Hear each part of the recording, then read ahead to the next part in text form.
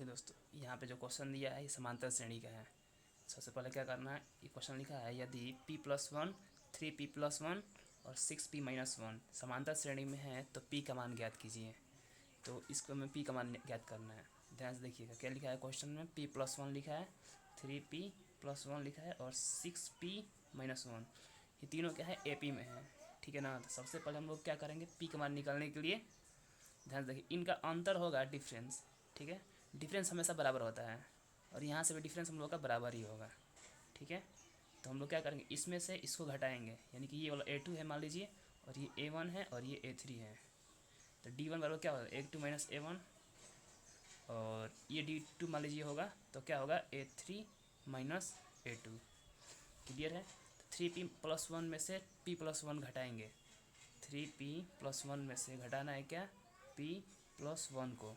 Same to same यही घटा करेंगे ये वाला चीज़, 6p-1 में से घटाना है क्या, 3p+1। ठीक है, तो हम लोग का आंसर कितना होगा, थोड़ा सा और हम हल्का सा ऊपर करते हैं इसको। तो 3p+1 - p-1 बराबर 6p-1 - 3p-1। प्लस में है तो माइनस में हो जाएगा, और यहाँ भी प्लस में है तो माइनस में हो जाएगा। ठीक तो है जी। 6 में 3p पे घटाएगा, 3p-2, 2p हो जाएगा, इसमें से घटेगा तो, और ये दोनों जीरो हो जाएगा।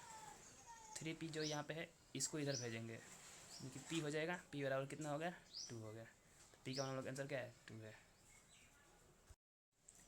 चलिए दोस्तों, हम लोग फिर 18 नंबर क्वेश्चन सोल्व करते हैं। सबसे पहले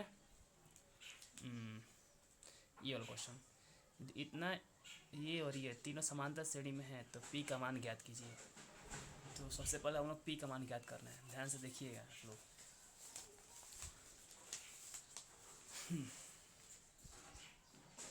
एक फार्मूला हम लिखते हैं सबसे पहले, अरिथमेटिक मीन का होता है। अरिथमेटिक मीन बराबर क्या होता है, first term plus last term by 2।